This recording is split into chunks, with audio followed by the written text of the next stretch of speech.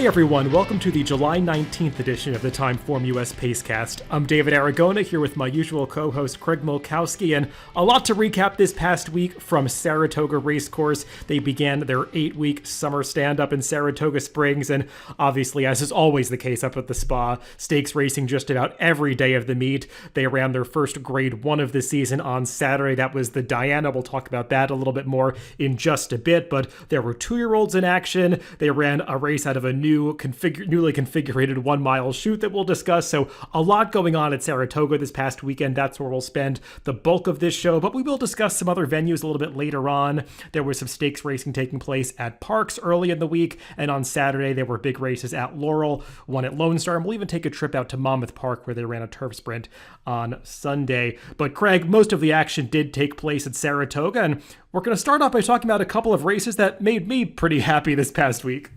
Yeah, there was some good racing, and I have to say I owe you some appreciation because you kind of, as I mentioned on the forecast, talked me in Italian, and boy did she deliver with the top effort of the week. Some other good races, some nice speed figures, but hers was the best.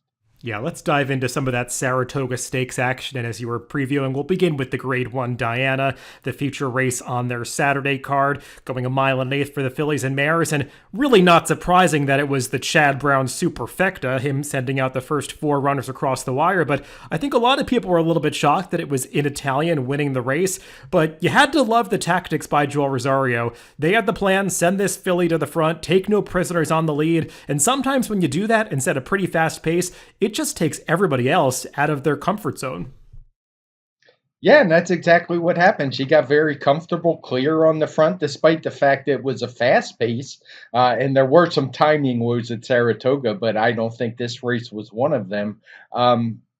And Italian was able to get clear, and that made all the difference. She opened up on the turn, was challenged a little bit by Creative Flair, and just put that one away and was able to draw off and never really looked in danger.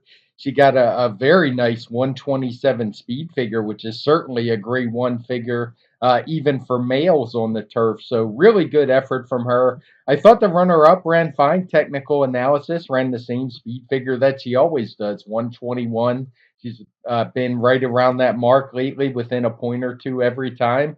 And strangely enough, so was the third horse, Bleecker Street, who got a 117, which kind of matches what she's been running. She just finally met her match with horses that she wasn't able to catch. Yeah, I talked about this a little bit on the forecast last week, that In Italian was a horse that was a little bit dirtied up coming into this race, hadn't gotten the right trip over that Churchill Downs turf course back on Derby Day. Then she had set that extremely fast pace on the Just a Game and actually had held on pretty well. And the big question for her was stretching out to the 1 1/8 distance, but she proved here that she had no problem with it. And you could just see that even though horses like Bleecker Street and Rougier were seemingly getting a great pace set up, both of them had to be taken off the bridle a little bit earlier, or came off the bridle, I should say, a little bit earlier than I think either of the riders wanted them to, because In Italian was just setting such a stiff pace up front that they had to be used to even keep up heading around the far turn, and it's tough to close when you're already making your move at that point with about 3/8 of a mile to go. And just a really nice ride by Joel Rosario on the winner. And give credit to Chad Brown, because even though he sent out 4 runners in this race and basically had a stranglehold on it, they had different running styles, and Chad, especially over the past several years, has not been afraid to instruct his riders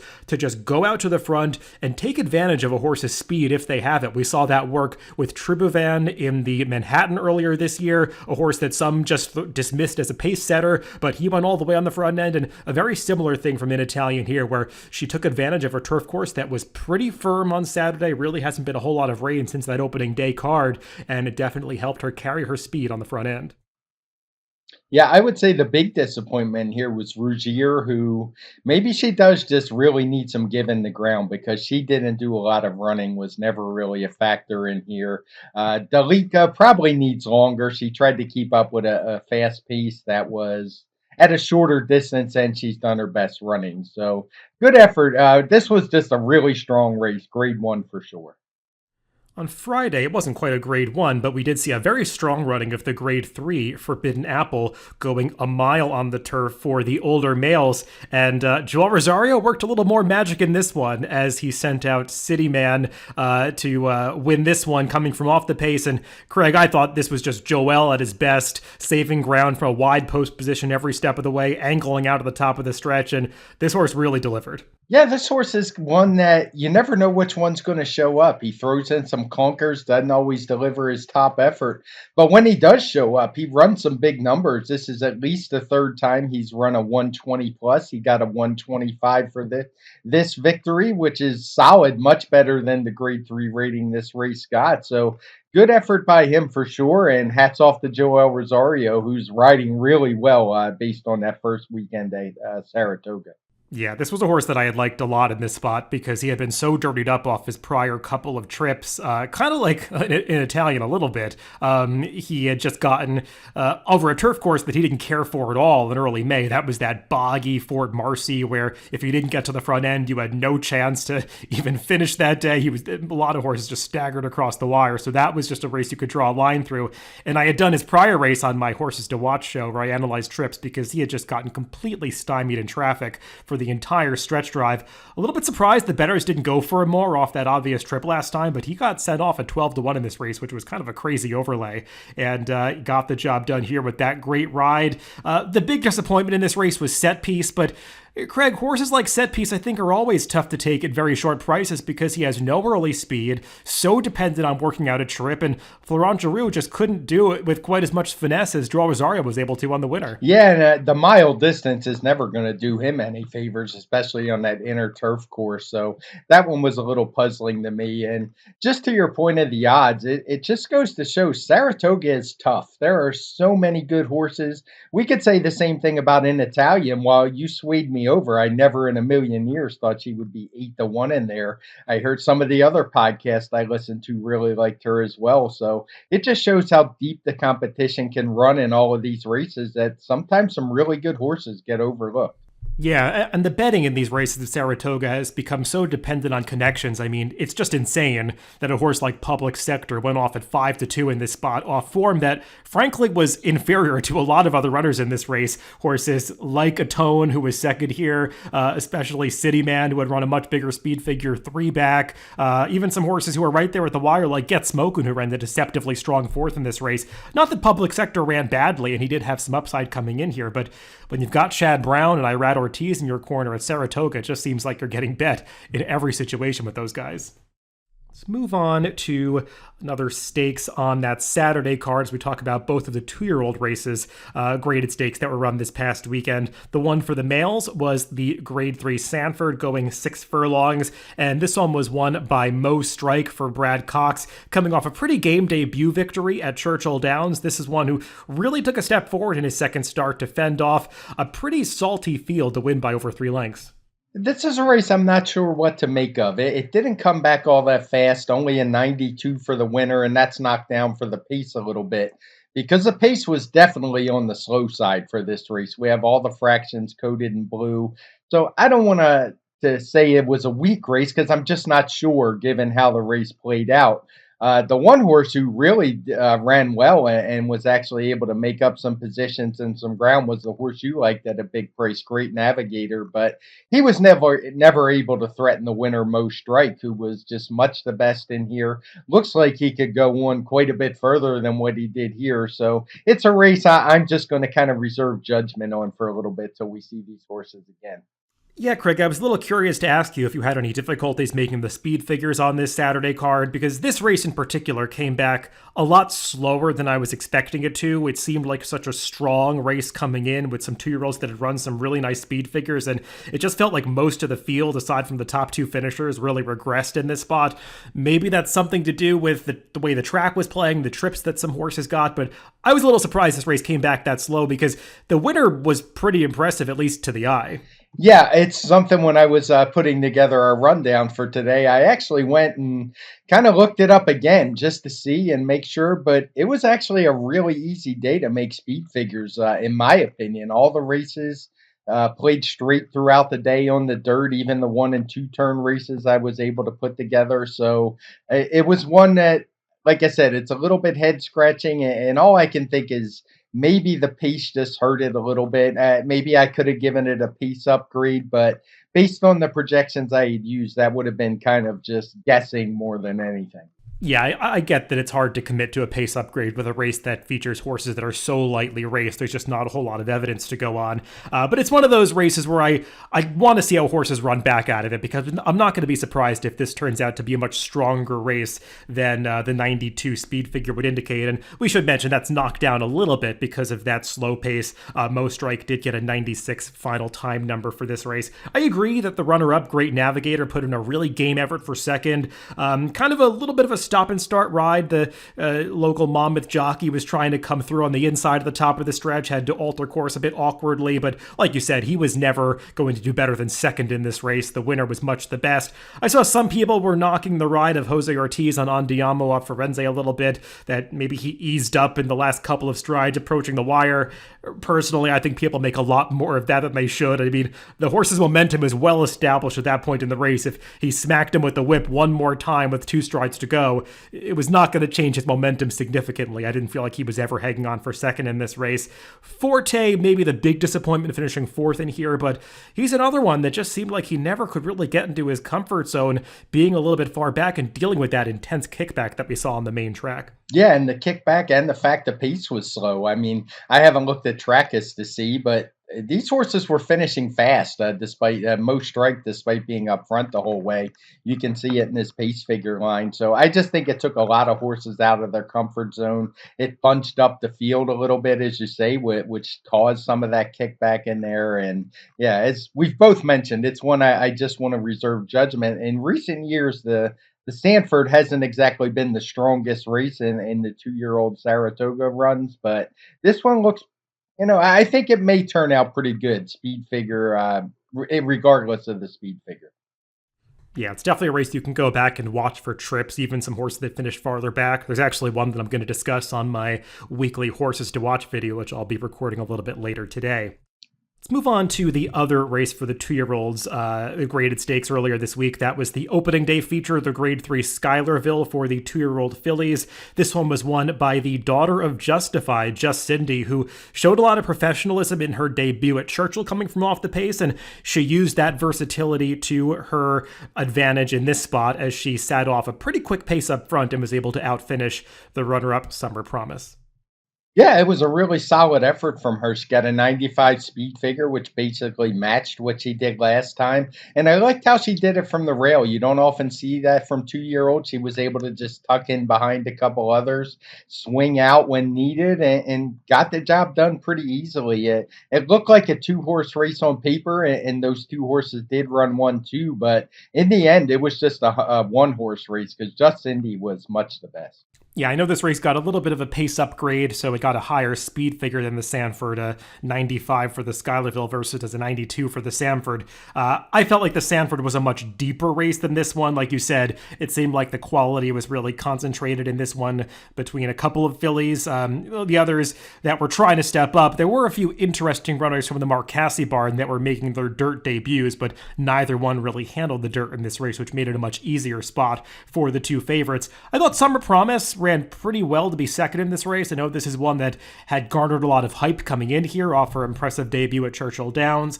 Got this big pedigree, especially to go longer distances, and I thought that she showed some stamina to hang on for second after contesting a pretty quick pace on the front end, but the top 2, they both put in good efforts, and it'll be interesting to see how they do in some subsequent stakes at Saratoga, because there are always some faster 2-year-olds that come out of the woodwork in some maiden events later in this meet. Move on to another turf stakes at Saratoga. This one was the Quick Call, the feature race on Sunday for the 3-year-olds going 5.5 furlongs. And Craig, this Christophe Clement trainee Big Invasion just seems like he's a machine, a turf sprinting machine, as he handles any kind of turf sprint distance as short as 5 furlongs all the way out to 7 furlongs. And it's always the same result, him winning by open lengths. Yeah, this is one impressive sprinter.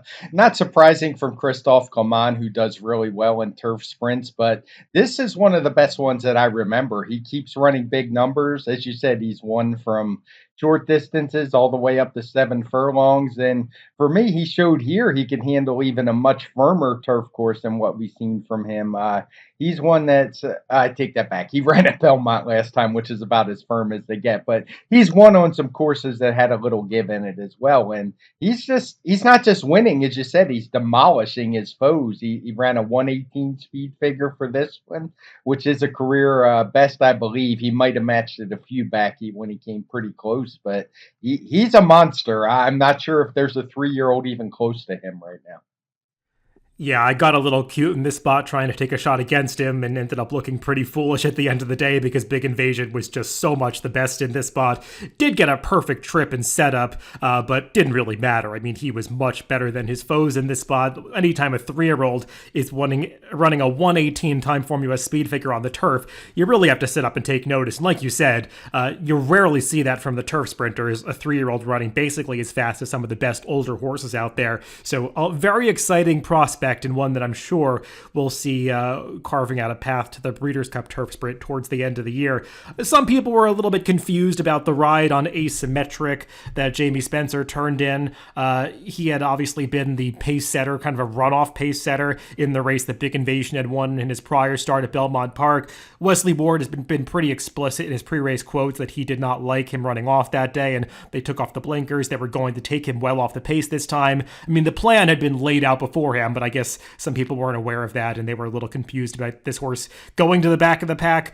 I was happy to see him ridden that way. It just turns out he's not nearly as good as the winner. Yeah, I'm not the biggest Jamie Spencer fan when he comes over here, but when he was named on the horse, I thought it was pretty obvious what was going on. They didn't like what they saw. We had talked about Asymmetric running off the time before, so shouldn't really be a surprise what was happening there. So, and I don't want to dismiss Run Curtis Run. He's actually a really good turf sprinter as well, who in most years would probably be right up there at the top, but he's just no match for a Big Invasion. He got a 114 backing up the 113 he had run last time, and he had showed some promise as a 2-year-old as well. So normally he'd be very good, but he's just a notch below Big Invasion.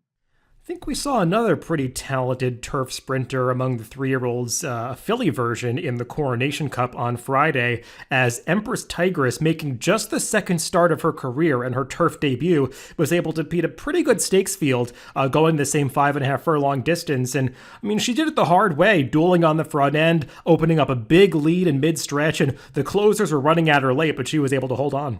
Yeah, she's a quick one. She's one of those ones that had also started out on synthetic, but instead of moving the dirt, she moved the turf, and she was able to handle it just fine. I liked what I saw from her. She improved her speed figure from a 101 to a 110, which is more in line with what you see from 3-year-olds this time of year. But I thought it was a really good effort and better than even the half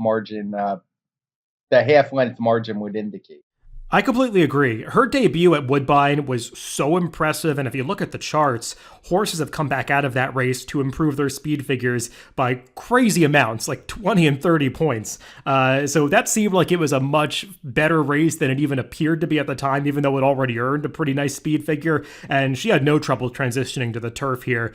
Seems like a pretty talented sort. Credit to Jose Ortiz on the runner-up, delivering the ride that he did. I mean, had a scary situation before the race, getting tossed off his horse. Looked like he was pretty shaken up for a minute, but got right back on and delivered a perfect ride on Poppy Flower to be second there. But the winner, Empress Tigress, she's the one with real upside coming out of this race.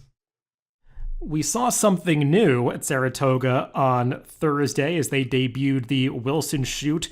Mile races now can be run on the Saratoga main track, as it got a little bit of a straightaway, kind of a dogleg coming off the clubhouse turn. Something that they had tried before, but apparently this version is much more acceptable to the connections and riders. They like this configuration a little bit more, gives them some time to jockey for position heading into that clubhouse turn. And the first race they ran over it was the Wilton Stakes on Thursday at Saratoga opening day. And Craig, turns out it was just a normal race, as everybody got a pretty fair trip, and Tarabi, who went off as the favorite, delivered him one. Yeah, I thought it was interesting to watch. You'll note if you look at the Timeform US charts, I don't have any pace figures. For now, I'm just going to do final time figures until we get more of a baseline to judge the pace. It does look like these races are playing a little bit slow early based on the two that I've seen so far, which isn't a big surprise given that the turn comes up pretty quick. So you can't get flying too fast going into it without losing some momentum. So good effort from Tarabi. She was a filly who had shown a lot of talent last year, including the second in the spinaway behind Echo Zulu. She took a little time getting back as a 3 year old. We saw her last month at Churchill with a decent effort, and she improved upon that here. I gave her a 112 for now, pending, if the pace figures change it around a little bit. But good solid effort from her, and I thought the mile race was fun. I didn't have any problem with it, and I hope we'll see more. So far, I think we've only seen two in total, but it didn't look like it was much ado about nothing watching the first two be run. Yeah, we had another one on Saturday. The races I thought played very fairly. Horses that were forwardly placed had a good chance, and we also saw an off the pace winner on Saturday's card. So I didn't think that there was anything to get overly excited about, or to really that was really noteworthy with the way those two races have run. But clearly, some more evidence has to be gathered on how these races will play over the long term. And yeah, Tarabi, I mean, she's a solid filly. Hasn't really taken that step forward that you might have expected given her grade one placings as a juvenile, but this was just her second start back off the layoff, so she can obviously continue to improve. But it was a step in the right direction for her to get this stakes victory. One more race to discuss from last week at Saratoga. That was a high-level allowance race on Sunday's card, won in an upset by the 11-1 3-2 zone, who defeated Sound Money, another Chad Brown Eye Rat Ortiz runner who got bet down significantly, going off at odds on. But 3-2 zone, Craig, I mean, he had run some nice races, particularly three back at Belmont when he was a blowout winner against Allowance Company. Not really sure what had happened in his prior start, but he got back to his best form here. Yeah, he did. I'm not sure what happened last time either. He was 4-5 that day, beaten in neck. Yeah, by Happy Farm. Speed figure regressed a little bit. Maybe he was just a little too far back. Maybe he appreciated the 7 furlongs, but this was a really big effort from him. He wound up with a 118 speed figure, which is the best one that we've seen from him yet. And it's not like he got a great setup. He was still near the back of the field. The half mile was pretty slow. The pace was contested a little bit, but it wasn't all that fast. But there were some pretty good horses that he beat in here, including the 4-5 favorite, over bet favorite, probably Sound Money, because it was Chad Brown and Irad Ortiz, as you say. But Gunnet, another horse who we've talked about many times on the show, he's a little bit goofy, doesn't always run straight or on the right lead, but he's one that runs fast. So to win this easy for passing horses like that, I thought it was a big effort. Yeah, and the Ray Handlebarn, if you haven't been paying close attention, has been just having a fantastic year. Just getting horses to deliver consistently. If you even look up the stats in Formulator, I think Ray Handle still has a positive ROI for all of 2022 with all of his starters. I mean, he's just really having a lot of success right now. And this horse really took a gigantic step forward for him when he was switched into his barn 3 starts back and continuing to deliver big performances. Just let go by the public here at 11-1. And I believe this was the first victory for Dylan Davis at Saratoga. Nice to see him get on the board because obviously he had such a big Belmont Spring Summer meet, and it'd be nice to see him parlay some of that success into Saratoga. And Craig, just one final note before as we wrap up Saratoga. I went back, spent a lot of time watching replays from this past week, trying to get a handle on the way this dirt course was playing. I did see as we were scrolling through these charts, one of the days, I believe Saturday, had that light blue color coding that says it was favoring closers. Some people I saw on Twitter saying that maybe it was a real outside flow track, that the rail was dead. I didn't necessarily see that in all races. What I did notice was that the kickback seemed really intense, and some horses that were trying to close up the inside just seemed to be having no success at all. Horses that were covered in mud, or I should say covered in the dusty kickback, wound up towards the back of the pack. A lot of horses with clean faces that were successful. So you do want to take note of that when they're not getting a lot of rain. But I had trouble getting a handle on any specific biases that this track might have been producing. Yeah, the only thing I would say is the track's tiring. It's not a fast track at all. Something when I make the variance, it comes back pretty low. We haven't had very big track condition ratings, which we've seen at other tracks. I think Saratoga on Sunday, for example, was only a 6. So while it's a fast track, it kind of tells you it's deep tiring going. So you better be fit if you're going to win. I don't think it's necessarily a running style thing, but you do want to be clear and come back clean. The one takeaway I did want to say is we saw on back-to-back days 2 horses who were even money in allowance races after running second to Jackie's Warrior. Both get beaten rather handily, even though Sal Money ran second. He wasn't really close to winning. It's just one of those things you got to keep an eye on. Sometimes horses are going to get bet off of their company lines, but even though I thought reinvestment risk was a cinch, he didn't really run his race at all, but he definitely was overbet, I would say. Yeah, I suppose so. He had strong form coming in, but he was one of quite a few horses that just seemed to really not handle the track on Saturday, and he just never looked like he was traveling that comfortably, and he's another horse that was just covered in that kickback when he came back, so you wonder if that's affecting horses' performances a little bit. It is something that's worth monitoring moving forward, obviously. We've just had 4 days of the meet so far, and there's much more evidence to be gathered. And for those wondering, I did really want to talk about Baby Yoda, but it just wasn't fast enough. Yeah, I mean, we should be upfront. I mean, I know that when you look at the Beyer speed figures, they did break it out that the track got a lot slower the second half of the day, and I think they had Baby Yoda getting a much bigger speed figure. The same for the Sanford. I think it's kind of borderline. I understand doing that. I understand not doing that. You played the day straight, and I get it. So it'll be interesting to see how those horses do moving forward. Move on to some other venues. We've got a few others to talk about. Very early in the week at Parx, they ran the Grade 3 Penny Memorial on the turf, and this one was won by Princess Grace. Craig, doing something that they haven't allowed her to do in quite some time, go to the front end, and lo and behold, that strategy is successful. Yes, it was, and very successful. She looked good doing it, and I honestly somehow missed that race on Monday until it came time to make the speed figures, and I was like, who the heck ran a 120 at Parx on a Monday afternoon? Which, I mean, it does happen. It's not like they don't run good races. They give away good purses at Parx, but I missed that they were running the graded stake, and like I said, she ran a 120, so really strong effort from her, worthy of graded stakes company, and I'm interested to see where she's going to show up next time. Yeah, I mean, she earned a nice speed figure here. We're being a little bit tongue-in-cheek because in her prior races, particularly the matriarch from last year, they have been explicit about the fact that they did not want her on the lead, and they basically handed the race to Regal Glory. Obviously, Regal Glory is a good horse, but nobody even challenged her, despite Princess Grace being the one who had the speed to do it. And last time out at Monmouth, they let a Shug McGahee horse walk on the front end, again, just ripping this horse's face off to get her off the pace. It doesn't make a whole lot of sense to rob a horse of their natural tactical speed like that, and this time they figured it out to let her roll in the front end, and it worked for her. I do think the runner-up, Flirting Bridge, ran pretty well to be second, Craig.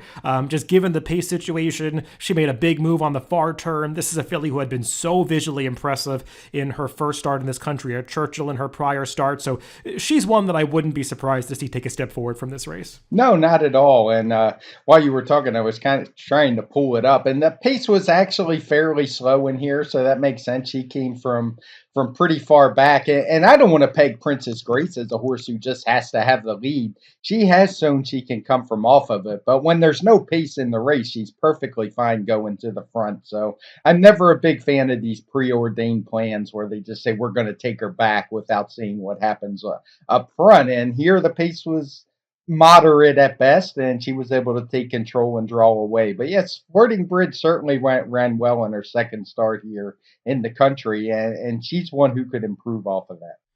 Moving east over to Laurel Park on Saturday, they ran a few stakes, including a couple of sprints, one of which was the DeFrancis Memorial Dash, a race that at different points in its lifetime has been one of the premier sprint races in the country. Now it's an ungraded stakes, but I thought it drew a decent field this year. Wonder Where Craig was the favorite. He was making his first starts and taking a trip over to Dubai, but he was upset in this spot by the likable Pennsylvania-bred Baron, who just has been a really honest horse, always puts in a solid effort, and typically runs very well over wet tracks. Yes, he does, and it was definitely wet at Laurel on Saturday.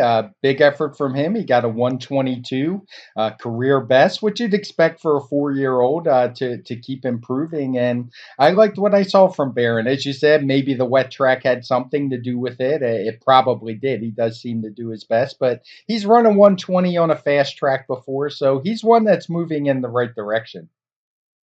Yeah, this race got a 122 Timeform US speed figure, getting a significant pace upgrade because they did go a little pretty quick for the opening quarter and half mile, and Barron obviously was right in the teeth of that pace.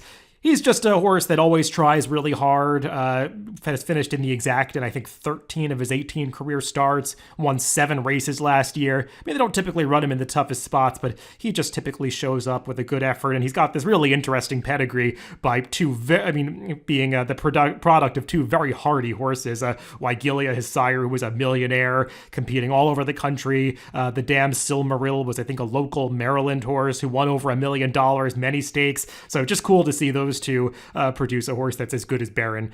So we'll see if they try some tougher spots in the future, because he earned a decent speed figure here, but definitely one that likes that wet footing. Yeah, and he's been shipped around before. He won a small stake in New York. He's been to several different tracks over his career. Another regional wonder horse won the filly version of this race, the Alma North, and that is, of course, Chub Wagon, who took her career record to 12 for 13. She's a little closer to Pepper's Pride than Zenyatta, Craig, but it's cool to see a horse continue winning. Yeah, she is a horse who she didn't run the fastest on this day. She only wound up with a 106 speed figure for the effort. But the fact that she just keeps winning and running well, I mean, it's like that horse in California who, unfortunately, his name is escaping me now. She doesn't run the fastest races, but she just seems to do what she needs to get the win. And Chub Wagon does that. She's only lost the one race, and that one was a second. Somehow she lost to a fellow Pennsylvania bred, something you wouldn't expect. But she has run decent speed figures. She's a 5-year-old, but she's run 110 pluses before. So she wins easy enough that I'd like to really see her challenged at some point. But you can't blame the connections for just picking up the money in these the easier stake spots. Now, you might not know it if you were out of state this past weekend, but there was racing at Lone Star Park, and they ran a $300,000 stakes race. If you're outside of Texas, it might as well have taken place on the moon, because I don't think anybody could watch it. But the Texas Turf Classic was run on Saturday, and Mike Maker had a pretty strong hand in there. I mean, he was running Mega City first off the claim, and that one crossed the wire first, but there was a pretty significant foul, and Field Pass got put up. Yeah, this was a strong race, and I'm only 3 hours away from Lone Star Park, and I didn't realize this card was going on, or maybe I would have making the trip, because it wasn't just this race. They had some decent stakes race, but other stakes races on the card. But this was the topper, the Texas Turf Classic, and yeah, I thought both the top two ran well. A 120 speed figure for Field Pass. Mega City got a 120. Mega City, I guess, got a 122, but was rightfully DQ'd, I would say. No real argument about that. Just kind of came out in the Field Pass, broke his momentum, and I think Field Pass would have went by without the foul. Yeah, in case you don't know what Craig and I are referring to, there's a standoff going on between the Texas Racing Commission and HISA. Currently, there's no out-of-state signal for Lone Star, no out-of-state wagering on the races. It's kind of crazy to look at some of the pools from Saturday. Pick 5 handling, I think, just $2,000 or thereabouts. It's kind of a weird situation. I'm not sure what the end game is going to be there, even is strategized to be, but we'll see how that all turns out. So there's been some reporting on it, but as for these two Mike Maker runners, a justifiable put up with Field Pass. He got fouled at a significant point in the race, approaching the wire, and just a really solid horse, can churn out those 118 to 120 Timeform US speed figures pretty consistently, so not a big surprise to see him competitive here. One more race to talk about from Monmouth Park, a turf sprint. They actually ran a couple of turf sprints that had the exact same conditions as the Coronation Cup and the Quick Call at Saratoga. There were some cross entries in those races, a few horses scratched out of the Saratoga Stakes to run at Monmouth. One of those wasn't That's Right, though, who won the My Frenchman for the males. He was facing a Larry Ravelli trainee, one-timer, who did scratch out of a Saratoga Stakes to run here. It looked like that horse was pretty quick, but Craig, apparently nobody is as fast as That's Right in a turf sprint, because he just opened up on this field early and never let anybody get close. Yeah, he's a machine. I guess at some point we're going to have to see a showdown with him and Big Invasion. They're both winning very easily, though Big Invasion's running better speed figures, and I'm not sure that That's Right wants to go much further than the 5.5 furlongs we saw here. But when a turf sprinter is winning his races by, this was his smallest margin in 3 tries at 3.25. The other two had been at over 5 lengths. That's some serious speed. Nobody even gets close to him once the gate opens. He just opens up a big lead. I don't want to say he's in the same class as Golden Pal, but that's how it looks early in the races. He's just that fast, and he takes off. So he's going to be one that will make some noise, even if he's not a win contender. He would be able to give a lot of horses trouble up on that front end. I don't have the official speed figure for this one. We'll have it later today, but I would guess it's going to be right around the 110 mark. He had ran a 109 and a 107 last time, and there were plenty other 5.5 furlong sprints on the card on that Sunday Monmouth card. So it looks like a pretty easy speed figure to make. So 110 should be right there in the ballpark, give or take a point.